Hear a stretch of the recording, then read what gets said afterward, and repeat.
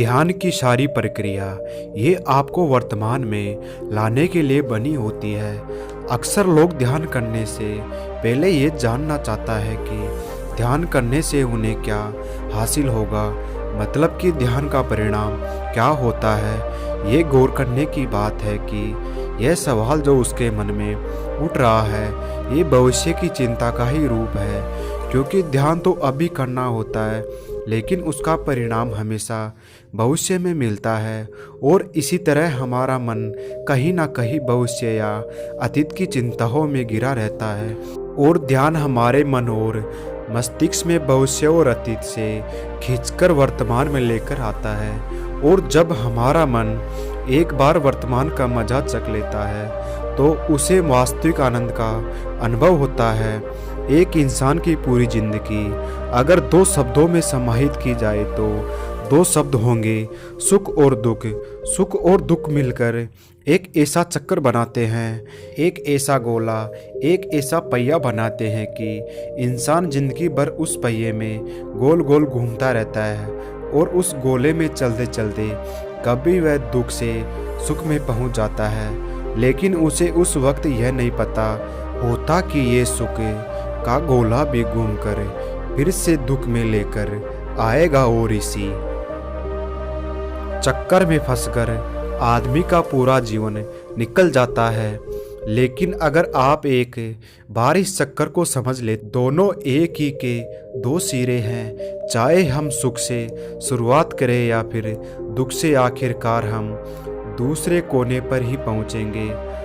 अगर ये बात हमारा मन स्वीकार कर लेता है तो इस चक्कर से बाहर निकलने के बारे में सोचना शुरू करता है। और इससे बाहर निकलने का एकमात्र तरीका है ध्यान, क्योंकि सुख और दुख हमेशा अतीत और भविष्य से जुड़े होते हैं।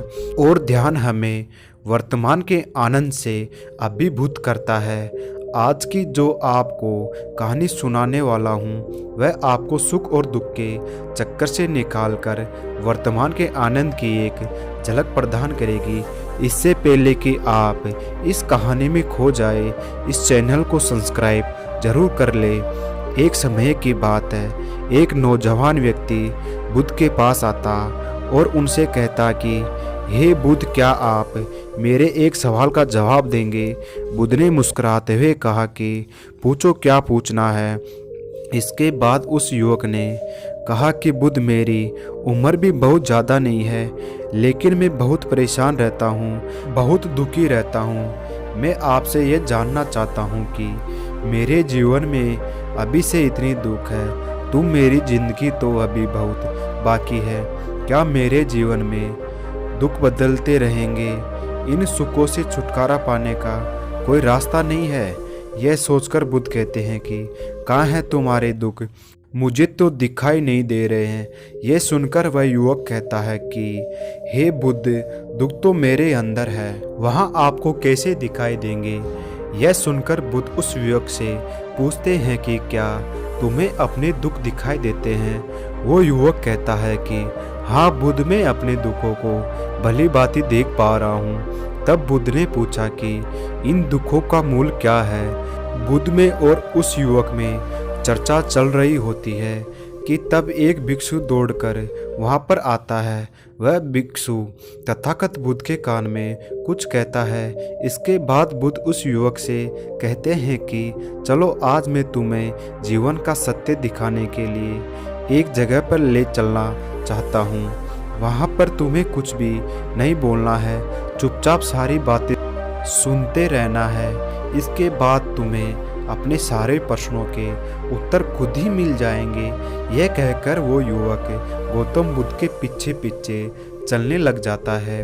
कुछ दूर जाने के बाद एक घर में प्रवेश करते हैं। घर में प्रवेश करने के बाद वह युवक और तथागत बुद्ध देखते हैं कि वहाँ पर बहुत सारे लोग इकट्ठे हो रखे हैं और बीच में चारपाई पर एक वृद्ध आदमी लेटा हुआ है। बुद्ध को देखते ही सभी लोगों ने उनके लिए राह बनाई और उस आदमी के पास वहीं उसकी चारपाई पर जाकर बैठ जाते हैं। वह युवक भी पास में ही बैठ जाता है। इसके बाद वह वृद्ध आदमी जो चारपाई पर लेटा हुआ था कहना शुरू करता है कि हे बुद्ध, मैं नहीं जानता मेरे जीवन में कितनी सांसें बची है। पता नहीं किस वक्त मुझे भगवान के घर से बुलावा आ जाए।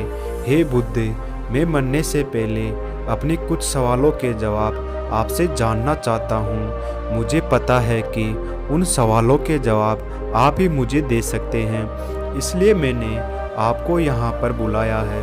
इसके बाद उस वृद्ध आदमी ने कहना शुरू किया कि यह बुद्ध अपने आखिरी वक्त के मुझे अपने बचपन के दिन बहुत याद आ रहे हैं। मैं अपने बचपन के दिनों को याद करता और सोचता हूँ कि वो भी क्या दिन थे। ना कुछ पाने की फिक्र, ना कुछ खोने का काम। बचपन के उन दिनों को याद करके मेरी आंखों में आंसू आ जाते हैं। मुझे लगता है कि कितनी आज़ादी थी उस समय, मेरे मन कितना खुला हुआ था। मन में कुछ भी पाने की इच्छा नहीं थी। जिस खेल में लग जाते थे उसी खेल में पूरे दिन लगे रहते थे। लेकिन कुछ समय बाद जैसे जैसे मैं बड़ा होने लगा वैसे वैसे लोग मुझे ज़िंदगी की दौड़ में आगे निकलने के लिए कहने लगे। मेरे पिता अक्सर मुझसे कहा करते थे कि तुम पढ़ाई में अपने भाई जैसे क्यों नहीं हो, तुम दूसरे लोगों से पीछे क्यों रहते हो। ये सब सुन सुनकर मेरा मन बहुत बेचैन रहने लगा। लोग मुझे बहुत ताने देते थे क्योंकि न तो मैं खेल में अच्छा था, ना ही पढ़ाई में अच्छा था। जब लोग मुझे किसी और की तरह बनने के लिए कहते थे और उन तानों में तंग आकर मैंने जीवन में कुछ हासिल करने का निश्चय किया। मैंने अपने आप से वादा किया मैं भी अपने भाई की तरह एक कामयाब इंसान बनूंगा, और इसके लिए मैं दिन रात मेहनत करने लग गया। शुरुआत में बहुत मुश्किलें आई, बहुत निराशा हाथ लगी, लेकिन मैंने हार नहीं मानी। मैंने खुद अपना व्यापार खड़ा कर दिया। उसके बाद मुझे कुछ पाने का एहसास हुआ। मुझे बहुत खुशी हुई क्योंकि जो लोग मुझे ताने देते थे वही लोग अब मेरे आगे पीछे घूमने लगे थे।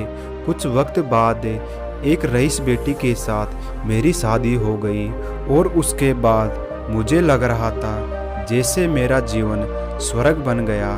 कुछ साल बाद मुझे 2 बेटे प्राप्त हुए। दोनों बहुत ही सुंदर और हष्ट-पुष्ट थे। अब मेरा मन मेरे बच्चों के लिए कुछ करने को उत्सुक हो गया। मैं और भी ज़्यादा धन कमाने में लग गया और जल्द ही मैं अपने नगर का सबसे बड़ा व्यापारी बन गया। सब कुछ अच्छा ही चल रहा था, लेकिन अनहोनी को कौन टाल सकता है। एक दिन अचानक मेरी पत्नी मुझे छोड़कर चल बसी। इससे मेरे जीवन को बहुत आघात लगा। मैं कई दिनों तक अपने घर से बाहर नहीं निकला। मेरे बेटे मुझे हिम्मत देते थे कि पिताजी माताजी तो नहीं रही और जो हो चुका है वो वापस नहीं आ सकता, लेकिन हम दोनों भाई आपका हमेशा साथ देंगे, आपकी हमेशा सेवा करेंगे। आपको किसी बात की कोई चिंता करने की आवश्यकता नहीं है। पर धीरे धीरे मैंने भी अपने मन को समझा लिया कि अब तो मुझे अपनी प्रिय पत्नी के बिना ही जीना पड़ेगा। इसलिए मैंने अपना मन अपने बेटों के साथ जोड़ लिया। उनकी खुशी में ही मुझे खुशी होती थी, उनके दुख मुझे दुख होता था।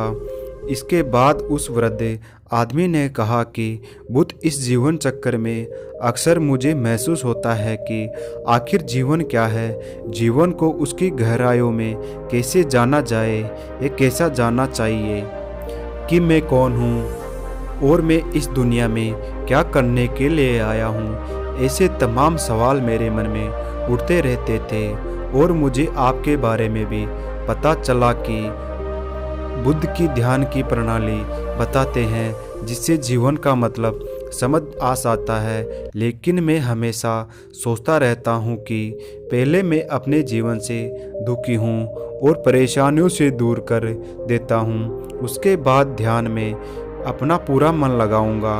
और यह सोच सोच कर मैं कभी ध्यान नहीं कर पाता था। धीरे धीरे वक्त बीतता रहा और आखिर में उस उम्र ढलने के बाद मैं बीमार पड़ गया। वैसे मेरे जीवन में कोई कमी नहीं रही। मेरे बेटे ने मुझे बहुत साथ दिया, मेरे जीवन में बहुत कुछ हासिल भी किया।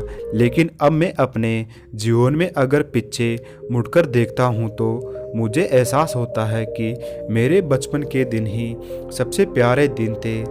तब उस वृद्ध आदमी ने मुझसे पूछा, मैं चंद घड़ियों का मेहमान बचा हूँ कि मैं जानता हूँ, लेकिन क्या आप कुछ ऐसा सूत्र मुझे बता सकते हैं जिसमें कोई सुकून से मर सकूं, मेरे मन के सारे सवाल जवाब शांत हो जाए और मैं जीवन का असली मतलब समझकर मर सकूं। यह सुनकर बुद्ध ने कहा कि हर इंसान को बचपन के दिन प्रिय क्यों होते हैं, क्योंकि उस समय कोई भी चिंताएं नहीं रहती है, आज़ाद होता है, उसके मन में कोई लालसा नहीं होती है, बस इसी काम में लग जाता है। वो जिस काम में भी लग जाता है उसी में मग्न हो जाता है। लेकिन जैसे जैसे इंसान की आयु बढ़ने लगती है वैसे वैसे इच्छाएं, उसकी कामनाएं दिन व दिन बढ़ती जाती है और इसलिए अक्सर इंसान भविष्य की तैयारियों में लगा रहता है या फिर अतीत के बारे में सोचता रहता है और वह वर्तमान में जीना भूल ही जाता है। और वही अगर हम किसी छोटे बच्चे के देखें तो उसके लिए कोई भविष्य या कोई अतीत नहीं होता है, उसके लिए बस वर्तमान होता है और इसलिए वह वर्तमान में पूरा आनंदित होकर रहता है। तुमने अपना पूरा जीवन अपनी कामयाबों को, अपने बेटों को, अपनी पत्नी और अपने भविष्य की योजनाओं में ही बिता दिया और तुम हमेशा ही यह सोचते रहते हैं, पहले अपने जीवन को व्यवस्थित कर लेता हूँ और उसके बाद सत्य की खोज करूँगा। उसके बाद ध्यान जाते हैं कि कल कभी नहीं आता, भविष्य की योजनाएं कभी पूरी नहीं होती। जब एक योजना पूरी होती है तो हमारा मन दूसरी योजनाएं बना लेता है और इस प्रकार जीवन का चक्कर चलता रहता है। और अब आखिर समय में जब मृत्यु तुम्हारे शय्यान पर लेटी हुई है तो तुम्हें एहसास हो रहा है कि मैंने जीवन में कुछ भी हासिल नहीं किया। अब तुम्हें लग रहा है कि जो भी तुमने किया उसमें से तुम एक सुई भी अपने साथ नहीं ले जा सकते। अगर यह बात तुम उस वक्त समझ लेते तो मृत्यु कभी निश्चित होकर नहीं आती, वह तो कभी भी आ सकती है। अगर यह बात उस वक्त तुम्हारे मन समझ लेता तो तुम ही उस वक्त ध्यान और सत्य की खोज में लग जाते। तुम कोई ऐसी चीज़ खोजने की कोशिश करते जो तुम्हारे साथ जा सके, जो तुम्हें परिपूर्णता से मरने का मार्ग दिखा सके।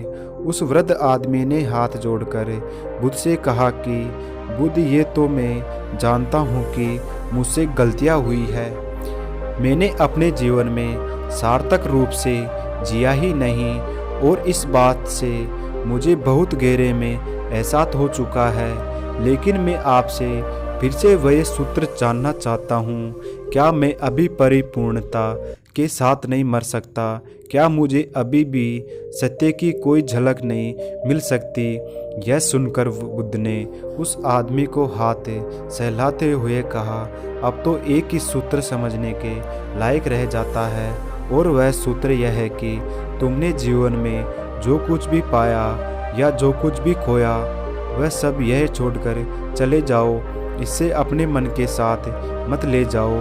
अपने मन में यह भाव पैदा करो कि तुमने अपने जीवन में बहुत कुछ सीख लिया है और वास्तव में तुमने अपने जीवन में बहुत प्रगति की है, क्योंकि तुमने यह जान लिया है कि जीवन में कुछ भी सार्थक नहीं है और यह जानना बहुत ही बड़ी उपलब्धि है। लोग जीवन भर जीते भर जाते हैं, लेकिन तुम्हें जीवन अपने मन से सारे सवाल, इरादे और भाव पैदा करे कि जीवन में जो कुछ जानने जैसा था वो मैंने जान लिया और अब जीवन में कुछ भी जानने जैसा नहीं बचा है। तुम इस बोझ से भर जाओ जो तुम बिल्कुल खाली मृत्यु को प्राप्त हो जाओगे और वास्तविकता में यही मरने की कला होती है। हमने जीवन में जो कुछ भी पाया, जो कुछ भी खोया, वह इसी दुनिया का था और वह यहीं पर रह जाएगा, हमारे साथ कुछ भी नहीं जाएगा। हम खाली आएंगे, हम बिल्कुल खाली जाएंगे। और जो लोग अपने मन से बिल्कुल खाली होकर जाते हैं, वास्तव में उनके अंदर ज्ञान का दीप जल जाता है और वह आगे चलकर दूसरे जन्मों में उस निर्माण की स्थिति को प्राप्त कर सकते हैं। लेकिन उससे पहले तुम्हें इस जीवन की निरर्थकता को समझना होगा। यहाँ पर कुछ भी पाना या कुछ भी खोना कोई मायने नहीं रखता। इसके बाद बहुत देर तक उस व्यक्ति ने कोई सवाल नहीं पूछा और वो मुस्कुराते हुए मृत्यु को प्राप्त हो गया। इसके बाद बुद्ध ने उस नौजवान युवक से पूछा कि क्या तुम्हें अपने सवालों के जवाब मिले और मिले? तुम क्या जवाब मिले सभी को बताओ।